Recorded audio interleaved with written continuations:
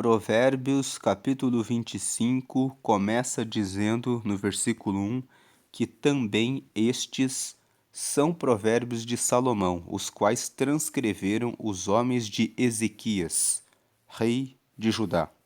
Nesse versículo 1 do capítulo 25 de Provérbios, nós podemos perceber que o livro de Provérbios, ele foi do capítulo 25 até o capítulo 29, descoberto em outro momento. No livro das Crônicas, nós lemos que Salomão escreveu mais de 3.000 provérbios. Isso significa que os provérbios que nós temos hoje, que estão na Bíblia, não são todos os provérbios que Deus revelou e deu para Salomão, mas o próprio Deus, que é o autor da Bíblia, permitiu que fossem achados, descobertos apenas aqueles provérbios que eram para estar na Bíblia. E nós temos 24 capítulos que foram escritos pelo rei Salomão e que foram compilados, reunidos, e que o povo de Israel vinha lendo, até que na época do rei Ezequias, eles encontraram no palácio, vasculhando os documentos dos reis anteriores, esses textos, esses pergaminhos que tinham os textos de Provérbios, capítulos 25, 26, 27, 28 e 29. O capítulo 30, nós podemos perceber aqui, indo na tela, que o versículo 1 fala que são palavras de Agur. E o último capítulo de Provérbios, que é o capítulo 31, fala palavras do rei Lemuel. Então nós sabemos que o último capítulo de Provérbios foi escrito pelo rei Lemuel. Voltando aqui para o capítulo 30, nós vemos que o capítulo 30 foi escrito por Agur e o capítulo 25 mostra para nós que os capítulos 25 ao 29 foram esses provérbios que foram achados na época do rei Ezequias e que o rei Ezequias mandou transcrever. Ele mandou transcrever e foi juntado, acoplado no texto de Provérbios. Essa organização de provérbios na forma final, como nós encontramos na Bíblia, é a determinação do Senhor. Aqui na carta que Pedro escreveu para a igreja, a segunda carta de Pedro, 2 Pedro, no capítulo 1, nós lemos aqui no último versículo, o 21, que a profecia, quando ele fala aqui a profecia, Pedro está se referindo à palavra de Deus.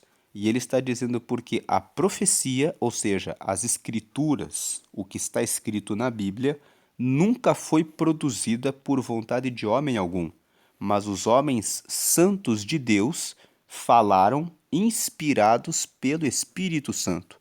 Então, nesse texto de 2 Pedro, no capítulo 1, no versículo 21, nós lemos que tudo o que está na profecia, que está na Bíblia, foi produzido pela vontade de Deus. Deus inspirou homens santos.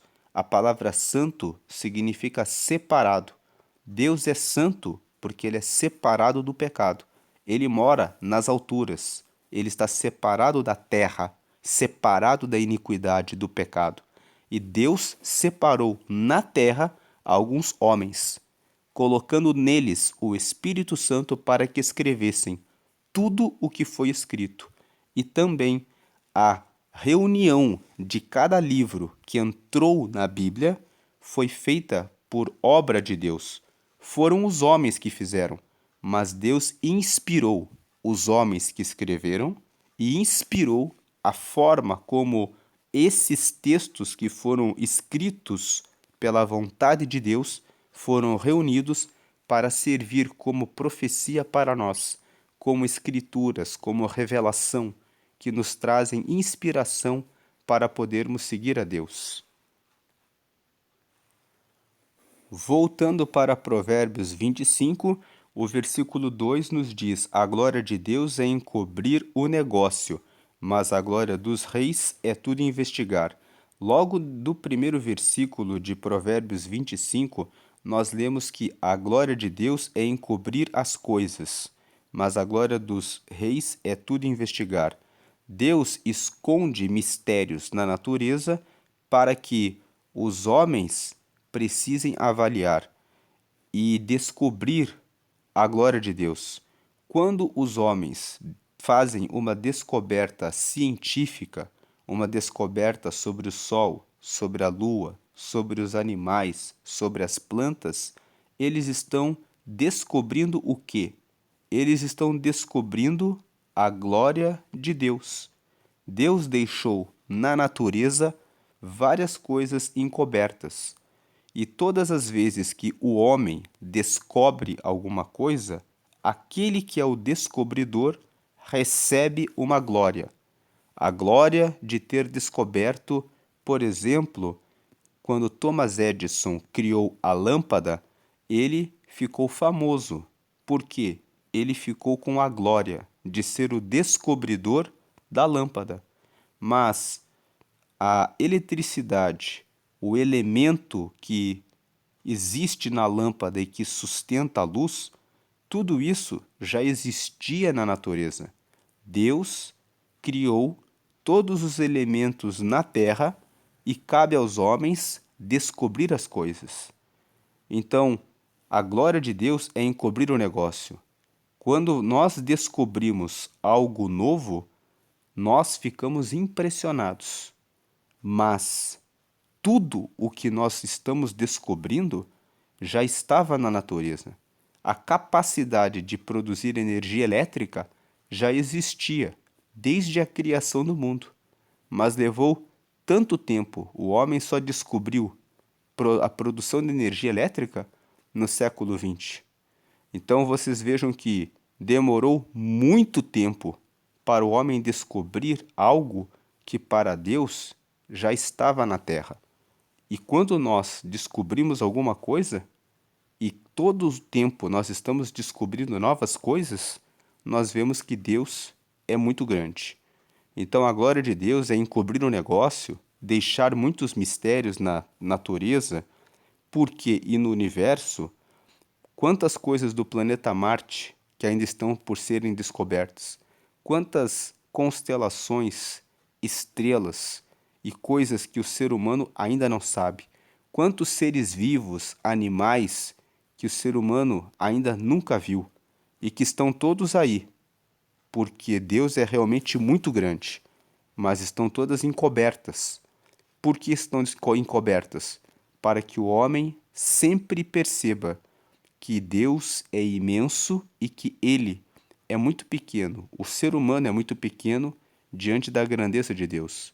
Mais uma observação sobre Provérbios 25 é que o capítulo 25 até o capítulo 31, incluindo o capítulo 30 que foi escrito por Agur e o 31 que foi escrito pelo rei Lemuel, esses últimos capítulos de Provérbios são classificados como os Provérbios dos Reis.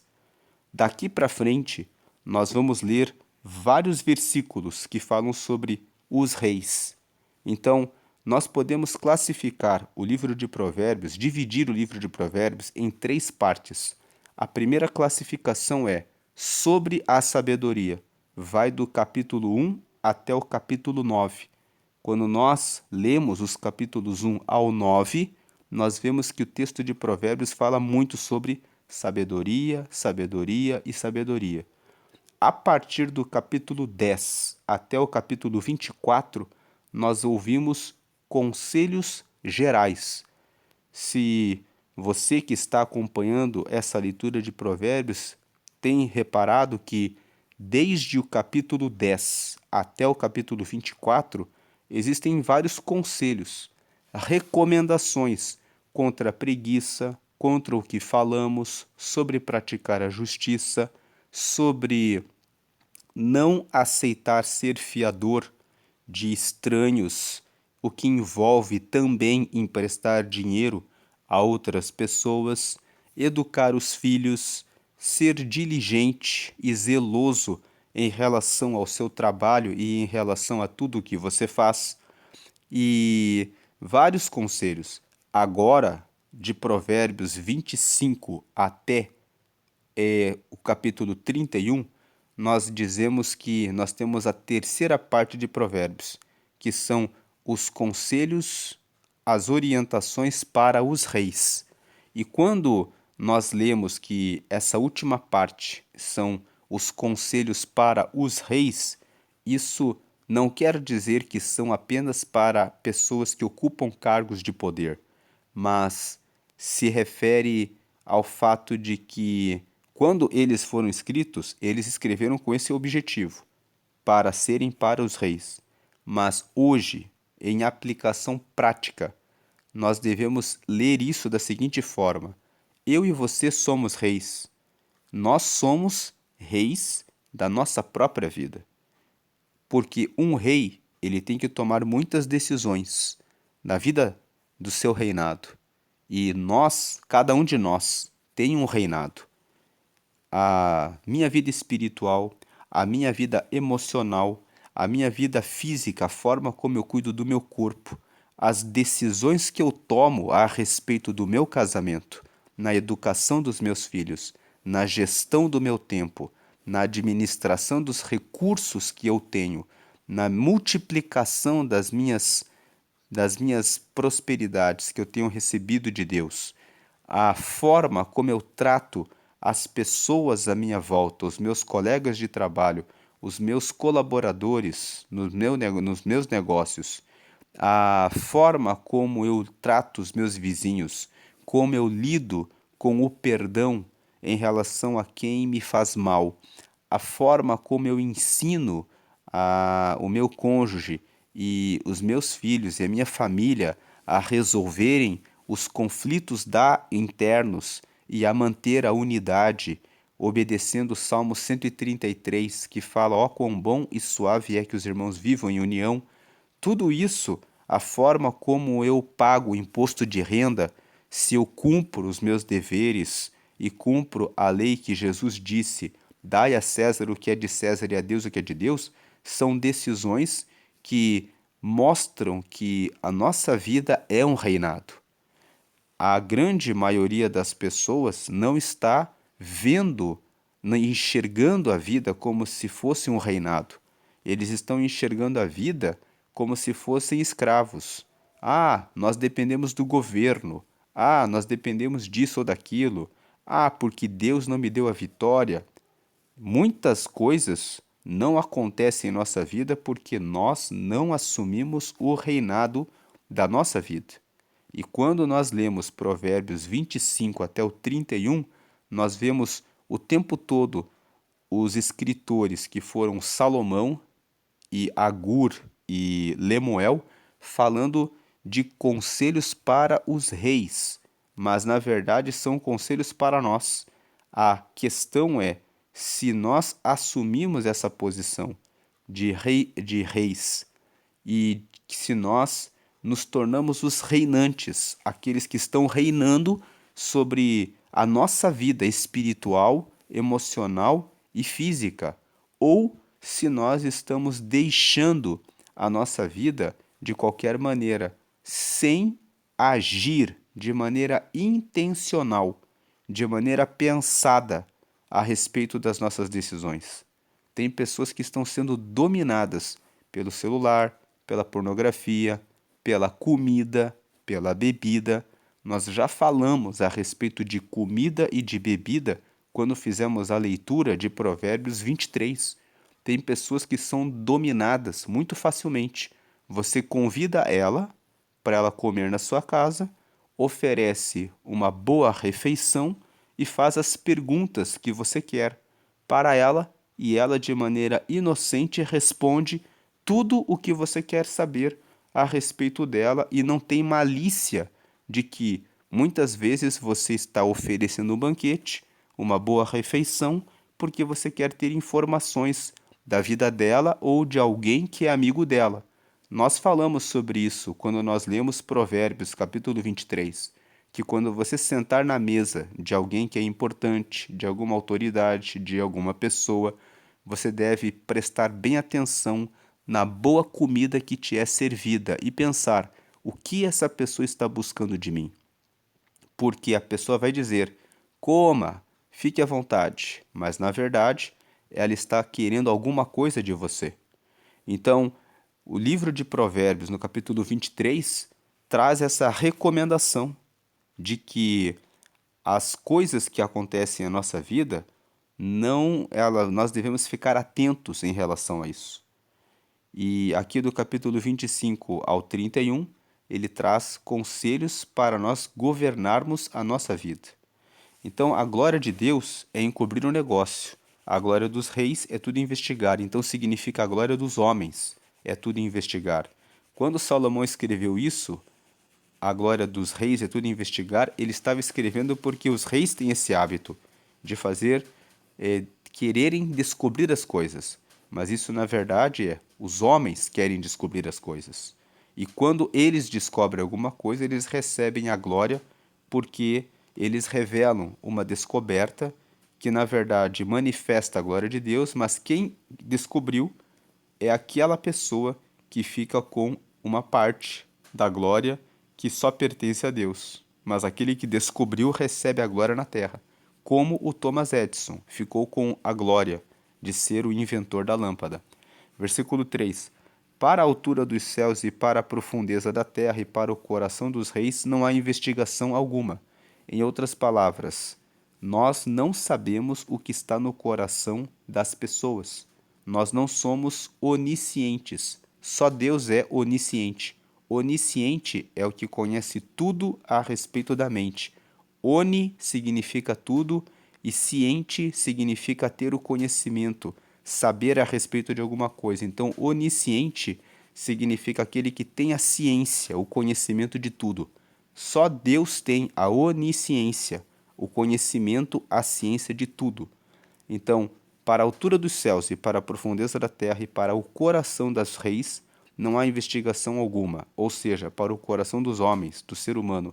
Eu não sei o que está no seu coração e não tem como você saber o que está no meu coração, mas Deus sabe tudo o que está no coração de todos, porque Ele é onisciente. Só Deus é onisciente. Isso significa que realmente a honra e a glória são exclusivamente de Deus. Versículo 4: Tira da prata as escórias e sairá vaso para o fundidor. O versículo 4 está dizendo que quando nós queremos algo de valor, nós temos que arrancar o que não presta. Se você quer ter uma boa empresa, você tem que tirar da prata as escórias. Você tem que tirar aquilo que está trazendo dificuldades. Você tem que resolver os problemas, alinhar as pessoas, resolver os problemas com mercadorias, fornecedores, qualidade do produto. Tirar o que não presta. Quando você tira da prata as escórias, quando você tira da sua vida a pornografia, o excesso de comida, a preguiça na prática da atividade física, a preguiça de orar, de ler a Bíblia, de jejuar, quando você tira da sua vida a, o vitimismo, a murmuração, a reclamação e começa a ser grato pelo que tem e usa o que tem para criar projetos para sair da situação negativa e ruim, aí sairá vaso para o fundidor. Nós somos vasos na mão de Deus, Deus é o fundidor, aquele que trabalha sobre nós. Mas para ele trabalhar em nós, nós precisamos tirar da nossa vida o que não presta. Tira da prata as escórias e sairá vaso para o fundidor. Queremos muitas vezes ser vasos na mão de Deus, mas não queremos tratar as escórias, aquilo que não presta, que está na nossa vida e que depende de nós. Então vamos ver o que está impedindo que cada um de nós prospere e avance para o outro patamar. Deus, ele não vai revelar para você outra fase da sua vida enquanto você permanecer no erro. Deus não vai dar uma nova etapa do seu casamento enquanto você fica preso em pornografia, enquanto você fica preso no adultério, enquanto você fica preso, você que é solteiro, que é solteira, na fornicação. Deus, ele só trabalha com aquele que é santo, aquele que se limpa do pecado e que se separa para ser vaso, para que ele possa trabalhar. Então veja, ele o que precisa ser limpo da sua vida. Ele não trabalha em quem come em excesso. Tem pessoas que comem, comem, comem e depois dizem: Senhor, me ajuda a emagrecer.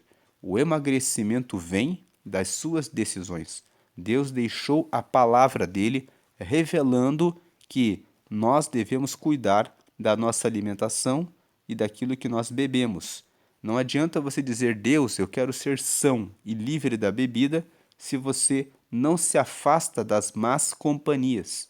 Em Provérbios, no capítulo 13, no versículo 20, nós já lemos: anda com os sábios e você será sábio, mas o companheiro dos tolos acabará mal. Se você é companheiro dos que se embriagam, você vai acabar mal.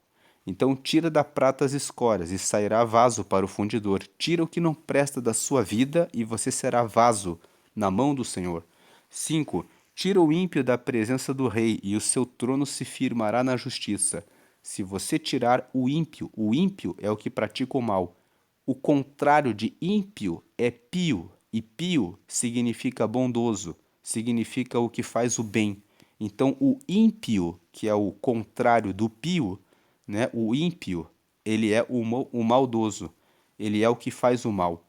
Então, tira o que é maldoso, o que pratica o mal, o que não tem piedade, o que não é pio, da presença do rei, da sua presença.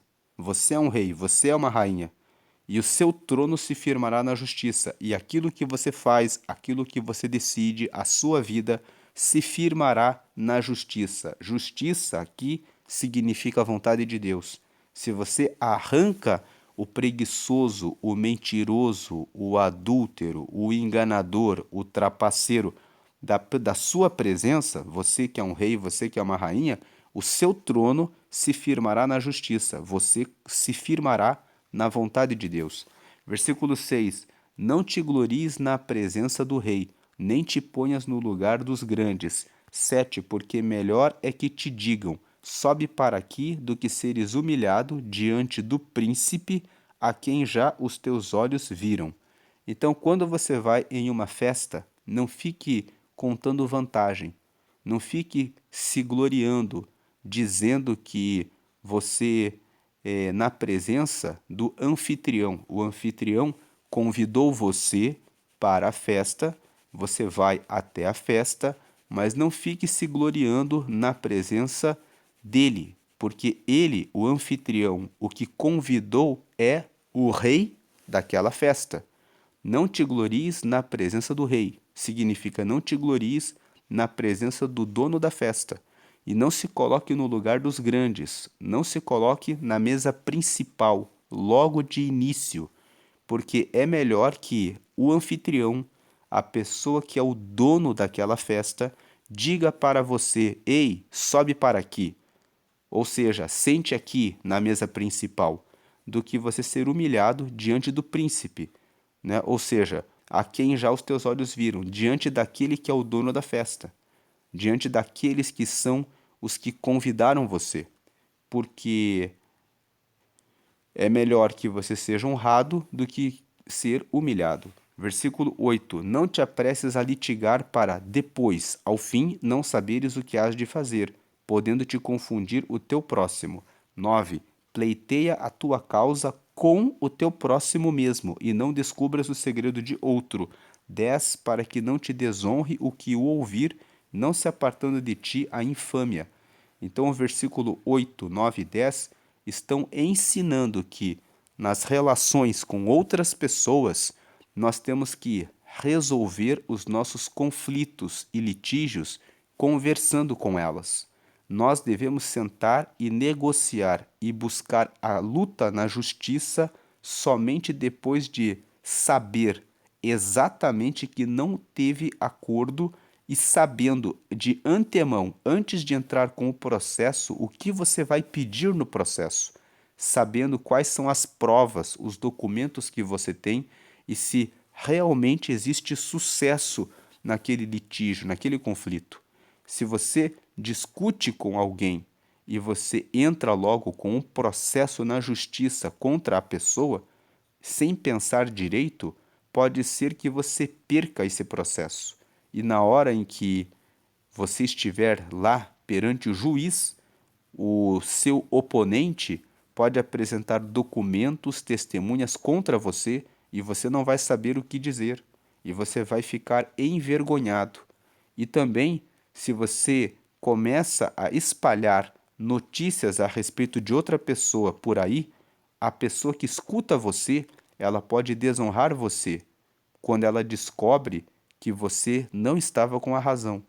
Então, o versículo 10 fala, o 9 e o 10, pleiteia a tua causa com o teu próximo mesmo, e não descubras o segredo de outro, para que não te desonre o que o ouvir. Às vezes você conta o segredo de outras pessoas por aí, e quem está escutando você contando o segredo está olhando para você e dizendo: esse homem, essa mulher, está sabendo desse segredo e está contando para mim. Imagine se eu conto a minha vida para ele ou para ela. Essa pessoa é uma pessoa que revela tudo o que falaram para ela. Ela não é uma pessoa de confiança.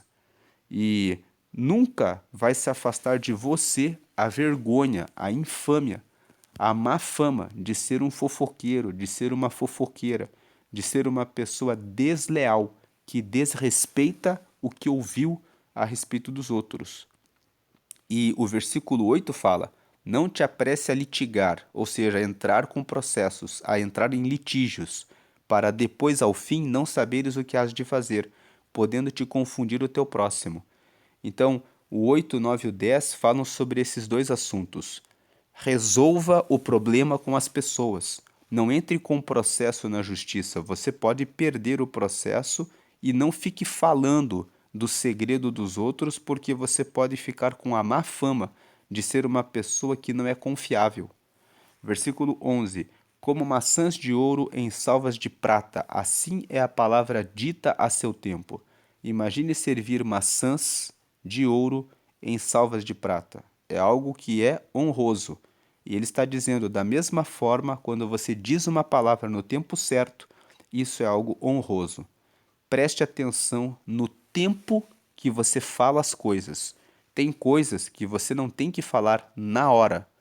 Tem coisas que você precisa esperar. Se você está nervoso, nervosa e precisa corrigir alguém, o seu filho, a sua filha, ou de repente tratar de um assunto com seu colaborador na sua empresa, ou com o seu marido, ou com a sua esposa, e você percebe que está muito alterado por causa da situação, você precisa aguardar. Às vezes, não é o fato de você estar nervoso ou nervosa, mas a pessoa precisa de um tempo. Você tem que falar sobre aquele assunto no tempo certo. Tem pessoas que, por exemplo, repreende o colaborador na frente dos outros, ou repreende o irmão em Cristo quando ele comete alguma falha na frente de todos os outros irmãos. Jesus falou sobre isso lá em Mateus, no capítulo 16, ali no versículo 18, que se o teu irmão pecar contra você, você deve chamar ele primeiro em particular e conversar só você e ele. Se ele não escutar, aí sim você leva uma testemunha e tenta corrigi-lo para que ele volte ao caminho certo. E se ele não aceitar, então aí sim deve-se falar para a igreja. Fazendo aqui uma correção, eu falei Mateus capítulo 16, versículo 18, mas é o contrário. É Mateus capítulo 18, versículo 16, que diz que: mas se o teu irmão não te ouvir, leva ainda contigo um ou dois, para que pela boca de duas ou três testemunhas toda a palavra seja confirmada. 17. E se não as escutar, dize-o à igreja, e se também não escutar a igreja, considera-o como um gentio publicano. Então, aqui em Mateus, no capítulo 18, no versículo 16 e 17, está escrito que você deve, se ele não escutar você, levar 2 ou 3 testemunhas e depois à igreja, e se a pessoa não ouvir, você não deve mais andar com aquela pessoa. O 15 que fala, né? Ora, se teu irmão pecar contra ti, vai e repreende-o entre ti e ele só. Se te ouvir, ganhaste a teu irmão. Aí o 16 fala que se ele não ouve, você leva 2 ou 3 testemunhas. E o 17, que se ele não ouvir as 2 ou 3 testemunhas, leve a informação para a igreja. E se ele não ouvir, então o trate como um estranho. Voltando para Provérbios 25, vamos para o versículo 12. Como pendentes de ouro e gargantilhas de ouro fino, assim é o sábio repreensor para o ouvido ouvinte. Então, quando uma pessoa usa um pendente de ouro, usa uma gargantilha de ouro fino, ela fica bonita, ela chama a atenção porque os pendentes e as gargantilhas enfeitam a pessoa. E ele está fazendo uma comparação, assim como uma pessoa chama atenção e fica bonita quando ela está vestindo os pendentes de ouro ou as gargantilhas de ouro fino, assim também é bonito. Chama atenção quando um sábio está corrigindo, repreendendo uma outra pessoa e essa pessoa tem o ouvido que presta atenção, o ouvido que é ouvinte. Então ele está dizendo, é bonito quando as 2 pessoas estão conversando e é bonito quando alguém que é sábio vê o erro do outro e corrige o outro, porque ele mostra que ele tem preocupação com o outro. Quando alguém repreende a outra pessoa, ela repreende porque ela tem preocupação, interesse com o bem de quem ele está corrigindo. E aquele que está recebendo a correção está ouvindo porque está aprendendo.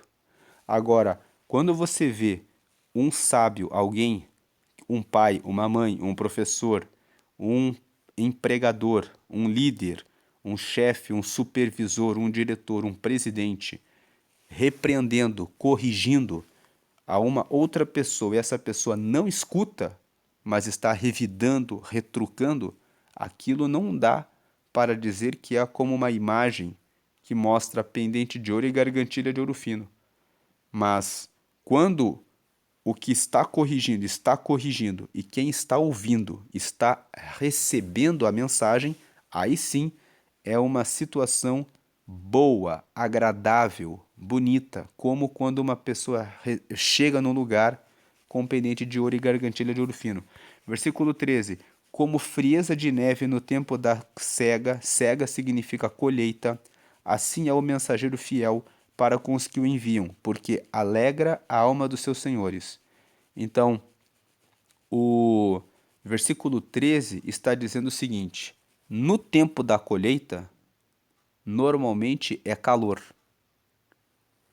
Como frieza de neve no tempo da colheita, ou seja, quando se está muito calor e de repente vem uma chuva, de repente vem um vento, de repente vem um frio de neve no meio de um lugar que está muito quente, você recebe refrigério, você recebe alívio, você recebe o vento, a brisa, você recebe aquele frio como algo agradável, porque está um tempo muito quente. Então, como frieza de neve no tempo da colheita, como uma brisa, como um vento, como um frio que vem para dar frescor num tempo muito quente, assim é o mensageiro fiel para com os que o enviam. Assim é o empregado que trabalha para os seus patrões, porque alegra a alma dos seus senhores. Então, o versículo 13 está dizendo que o bom funcionário, o bom empregado, aquele que cumpre realmente o que lhe é mandado fazer com destreza, traz alegria para aqueles que são os seus patrões, para aqueles que são os seus senhores. Versículo. E é assim que um cristão deve ser. Nunca se deve trabalhar para o patrão, o empregador da terra. Se você trabalha para alguém, você deve pensar: o meu patrão é o Senhor.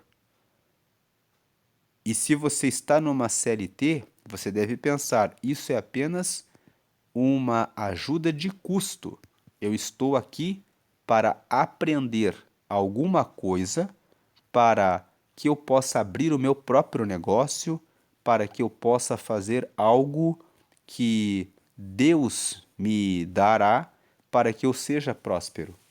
Se você viver sempre com um salário mínimo e ficar contente com isso, você precisa então saber que essa será a sua condição no futuro e você terá mais dificuldades com o passar dos anos, porque na melhor idade existem os medicamentos, existem novos desafios. Então você deve sempre pensar em aprender coisas novas para que você possa prosperar na sua vida profissional, tendo condições para colaborar mais com a obra de Deus, com a ajuda às outras pessoas e para dar uma condição melhor para você mesmo, para você mesma e para sua família. Versículo 14. Como nuvens e ventos que não trazem chuva, assim é o homem que se gaba falsamente de dádivas. Nuvem e vento que não traz chuva, não traz nada. Então, quem fica contando vantagem que tem isso ou que tem aquilo e que na realidade não tem, é da mesma forma alguém que fala coisas vazias. 15. Pela longanimidade se persuade o príncipe, e a língua branda quebranta os ossos. Esse versículo está dizendo que a paciência, longanimidade, significa paciência. Você vê, é longo ânimo, que é longo ânimo, longanimidade. Então, pelo longo ânimo, e ter longo ânimo quer dizer ter paciência. Pela paciência se persuade o príncipe. Você convence o príncipe. E a língua branda quebranta os ossos. Quando você fala de maneira inteligente, de maneira suave, você consegue convencer. Quebrantar até os ossos significa você consegue entrar no íntimo de alguém e fazer que a pessoa faça aquilo que você quer. Você tem que ter paciência para persuadir, convencer quando você quer que a outra pessoa faça aquilo que você busca. Tem pessoas que destroem o seu casamento, perdem o emprego, porque elas falam as coisas de maneira ríspida. Inclusive, Provérbios capítulo 15, no versículo 1, fala que a resposta branda desvia o furor, mas a palavra que é ríspida desperta a ira, o ódio, a raiva, o rancor. Então, tem coisas que você precisa resolver com paciência. Se você tem paciência e fala no jeito certo, no momento certo e no tom certo, você consegue até quebrar os ossos da pessoa.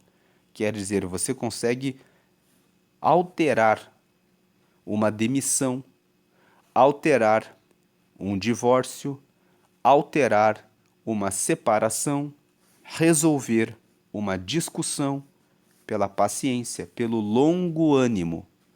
Então, não tenha o ânimo alterado. Se você está nervoso, ansioso, não responda naquela hora. Pense, é pela paciência que você convence o príncipe. Vamos pensar aqui, é pela paciência que você convence o patrão. É pela paciência que você convence o sócio que não quer fazer aquilo que você quer fazer na empresa de vocês. É pela paciência que você convence o cliente, porque o cliente, ele é um príncipe no sentido de que é ele que decide se compra ou não compra de você. Então é pela paciência na realização da venda, da apresentação do produto, que você convence o príncipe. E a língua branda, ou seja, a palavra certa, no tom certo, na hora certa, que convence, quebranta até os ossos. 16. Achaste mel? Come o que te basta, para que porventura não te fartes dele e o venhas a vomitar. O versículo 16 fala para ter equilíbrio. E esse versículo 16 nos lembra de não comer em excesso. Coma apenas o que basta. Quem come demais fica com excesso de peso e muitas pessoas fazem isso e reclamam da balança. Mas é você que tem que saber o que te basta. Tem pessoas que exageram nas coisas e depois acabam tendo prejuízos porque não foram moderadas. Versículo 17. Retira o pé da casa do teu próximo para que se não enfade de ti e te aborreça. O versículo 17 fala para não viver na casa do vizinho, porque o seu vizinho pode dizer que você está o tempo todo lá na casa dele e ele pode acabar não querendo mais receber você lá. 18. O versículo 17 está falando de ser conveniente com as pessoas. 18. Martelo e espada e flecha aguda é o homem que levanta falso testemunho contra o seu próximo. Quem fala com falso testemunho contra o próximo é como uma ferramenta que destrói o próximo. É como um martelo que bate no próximo, como espada que corta o próximo, como flecha aguda, ou seja, como uma flecha afiada que fere o seu próximo. O versículo 18 está aqui para dizer: se você conhece uma pessoa que vive dando falso testemunho dos outros, tome cuidado. Essa pessoa pode te ferir como um martelo, ela pode te cortar como uma espada e ela pode te machucar como uma flecha aguda de forma mortal. Fique longe de pessoas que falam demais e que vivem acrescentando mentiras. 19. Como dente quebrado e pé deslocado, assim é a confiança no desleal no tempo da angústia. Se você está com o dente quebrado ou com o pé deslocado, você sabe que você está com o dente e com o seu pé inutilizados, até que você trate deles. Assim é quando você confia em quem é desleal. Uma pessoa desleal no tempo da angústia não serve para nada. Versículo, por isso, preste atenção nas pessoas que você coloca dentro da sua casa, nas pessoas que você admite que tenham um relacionamento com você e com a sua família, nas pessoas que você põe no seu negócio, porque o desleal no tempo da angústia é que nem dente quebrado e pé deslocado. 20. O que entoa canções junto ao coração aflito é como aquele que se despe num dia de frio e como vinagre sobre salitre. Quando você tira a roupa no dia de frio, você vai sentir muito frio, você vai sofrer. Se você joga vinagre sobre o salitre, isso faz a ferida arder ainda mais. Então, se uma pessoa está triste, com o coração aflito, você não deve cantar canções para ela. Tem pessoas que dizem: "Vamos cantar músicas e você vai ficar feliz". A pessoa que está com o coração aflito, ela precisa de tratamento, ela precisa de uma palavra de conselho, ela precisa encontrar uma saída para o seu sofrimento. Você não pode cantar canções para ela, porque cantar canções é para quando as pessoas estão alegres, felizes. Tentar esconder a aflição da pessoa leva a pessoa a beber. É o que as pessoas fazem, maus amigos. Vamos beber e cantar e esquecer o problema. Quando o problema está na sua frente, ele é como uma pedra e você precisa pensar como passar por esse bloco. Ou você pula, salta por esse bloco, ou você contorna ele, ou você compra uma dinamite e quebra essa pedra que está na frente para abrir o caminho para que você possa passar. Mas você tem que pensar em soluções, respostas, saídas para ajudar quem está aflito, para resolver o problema. Cantar para quem está triste é como você pedir para a pessoa: tire a roupa num dia de inverno. Vamos colocar vinagre no salitre. É como colocar a pessoa em mais sofrimento. O problema vai continuar ali. E a bebedice e as canções que foram cantadas não vão resolver o problema. O problema vai estar ali de volta. O problema tem que ser resolvido. Versículo 21. Se o que te aborrece tiver fome, dá-lhe pão para comer, e se tiver sede, dá-lhe água para beber.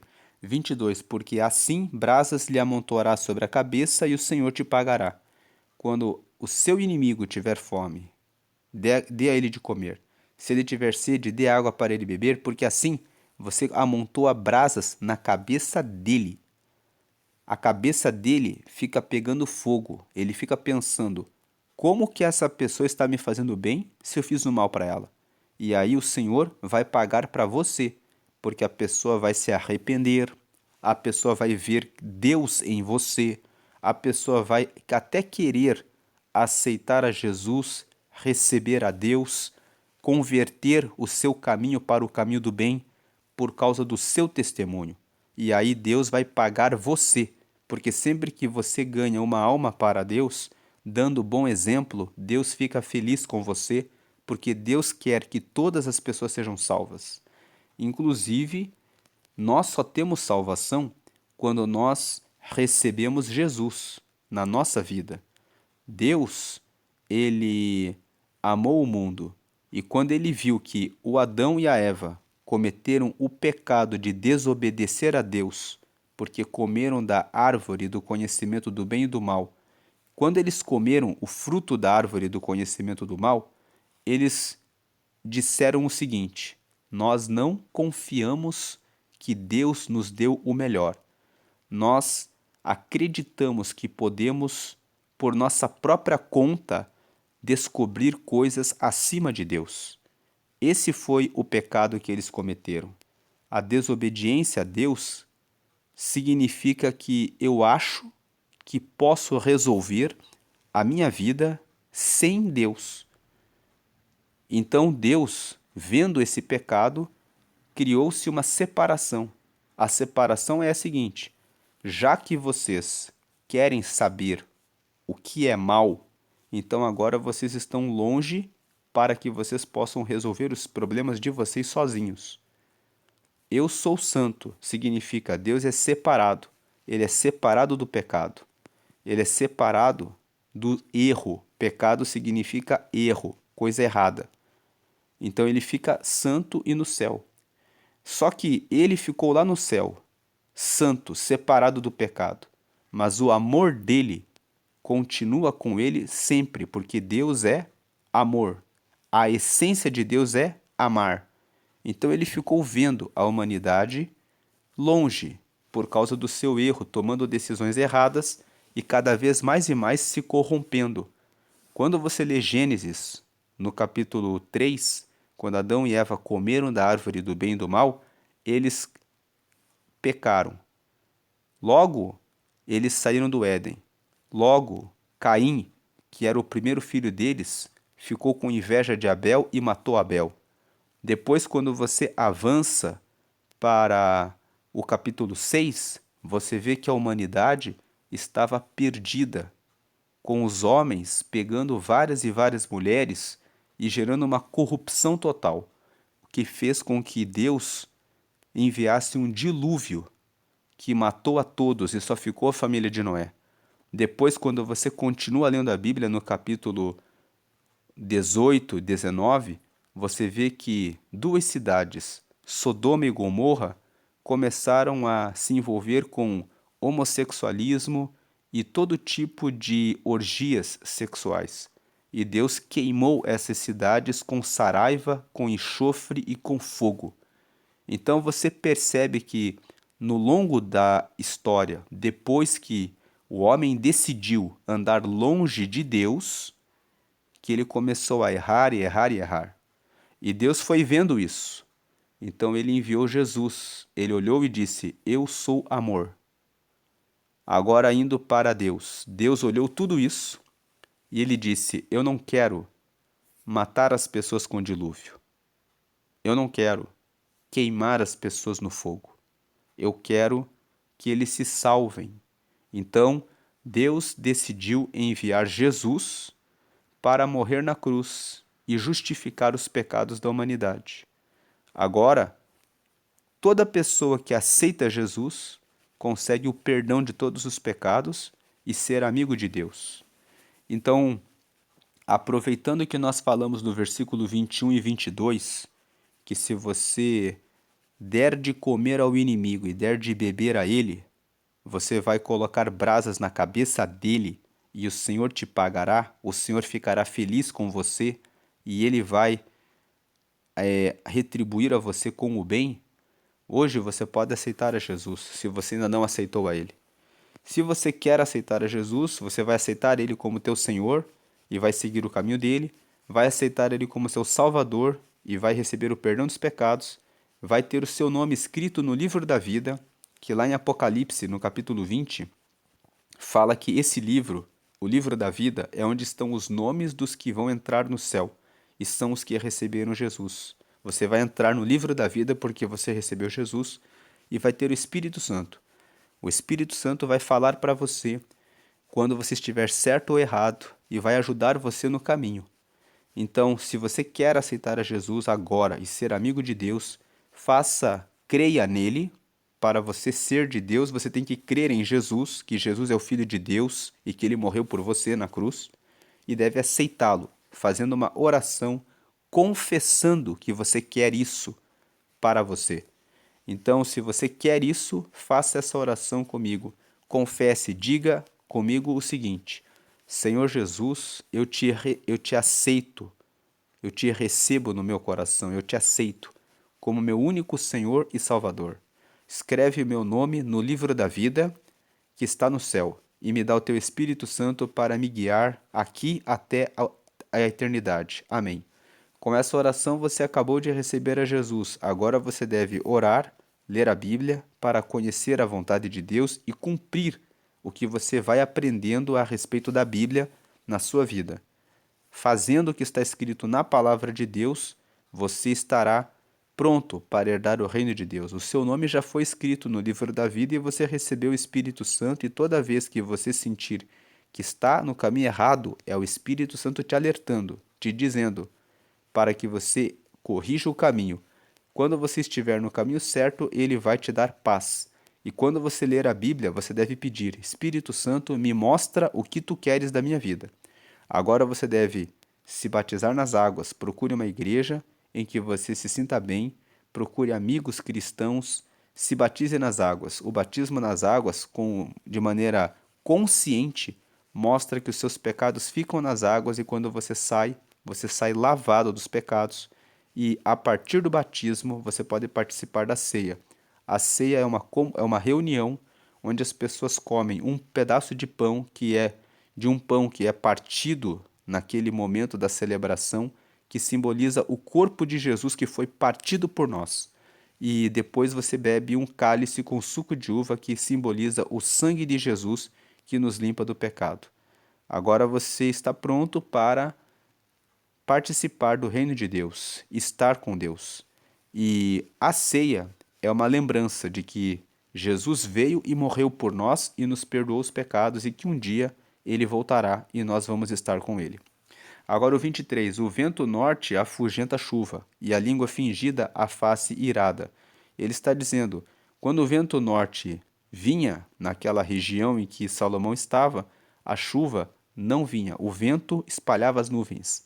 A língua fingida também, ela afasta a face irada. Tem muitas pessoas que usam uma língua mentirosa só para agradar a outra pessoa. Então ele está dizendo que quando você finge e fala uma coisa que é mentirosa, você pode afastar a ira contra você. Ele está dizendo que muitas pessoas usam essa estratégia, que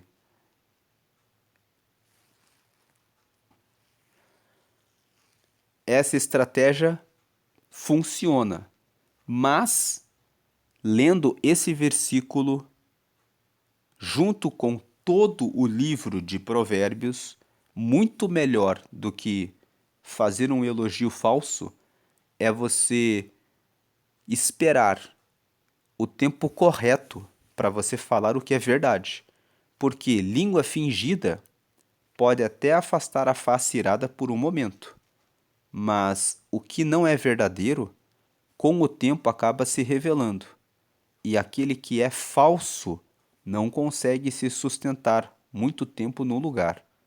Então, você pode fazer um elogio dizendo: tá tudo bem, não tem problema nenhum, quando na verdade tem problema. Mas você falou isso apenas para afastar o ambiente mais quente. Então você às vezes usa a língua fingida. Tá tudo bem, não tem problema nenhum.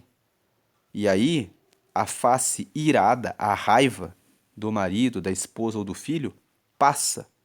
Mas depois disso, você tem que fazer uma conversa detalhada dizendo: olha, naquela hora eu disse que estava tudo bem, mas vamos agora que estamos mais calmos, que a tua face irada já passou, conversar sobre esse assunto. Se não, se ficar só no fingimento, o fingimento não resolve o problema. O vento norte, ele pode afugentar a chuva por um momento, mas tem uma hora que a nuvem volta e a chuva é inevitável. Então, assim como o vento norte, ele afugenta a chuva provisoriamente, a língua fingida, ela tira a face irada provisoriamente, mas o problema vai voltar se você não tiver uma conversa franca e resolver de fato o problema. 24. Melhor é morar num canto de umas águas furtadas do que com a mulher rixosa numa casa ampla.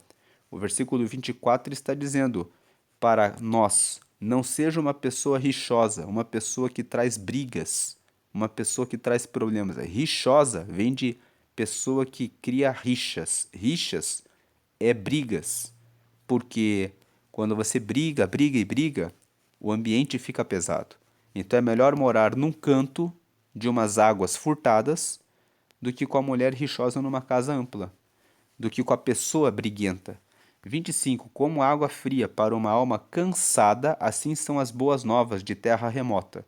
Então, água fria para uma alma que está cansada traz alívio. Quando você recebe uma notícia, uma boa nova de algum parente que está lá no exterior ou que está longe, isso traz um alívio, uma alegria, da mesma forma que a água fria para uma alma cansada. O que o versículo 25 está dizendo é: como é bom receber boas notícias sobre as pessoas que amamos que estão em lugares longes, em lugares distantes de nós. 26. Como fonte turva e manancial corrupto, assim é o justo que cai diante do ímpio. Fonte turva e manancial corrupto fala de águas que foram contaminadas. E você sabe que você precisa jogar só um pouquinho de óleo, só um pouquinho de petróleo no meio de uma fonte, no meio de um manancial, para que toda a água fique contaminada. Então, se você é justo, o justo é aquele que está ajustado à palavra de Deus. Se você cai diante do ímpio, já falamos que o ímpio é o malvado, o mal. Ele é o oposto do pio. O pio é o bondoso, o benigno. O impio é o que não é bondoso. Se você cai diante do malvado, se você concorda com o malvado, se você recebe a proposta, o convite do malvado, o convite para o adultério, para a mentira, para a trapaça, para o engano, para o descumprimento de um contrato, para a desonra da sua família, então toda a sua justiça, todas as outras coisas certas que você faz vão ficar contaminadas. O seu nome vai ser destruído. Você pode acertar 99,99%, mas se você tropeça numa mentira, vão lembrar de você pelo resto da vida como ele é um mentiroso. Vão sempre apontar o defeito. Então, você que é justo, você precisa andar sempre na justiça. Tanto que lá em Apocalipse existe um versículo que fala: aquele que é sujo, suje-se mais ainda. e aquele que é santo, santifique-se mais ainda. O que ele está dizendo? Já que você é sujo, já fique sujo. E se você não quer seguir a Deus, mas se você quer seguir a Deus e você é justo, então se santifique mais, se limpe cada vez mais. Realmente seja limpo mesmo, para que você possa estar com Deus. Realmente preze pela sua justiça, para que ninguém possa dizer nada a seu respeito. Se você tropeçar, que seja por um deslize, nunca porque você tomou a decisão errada.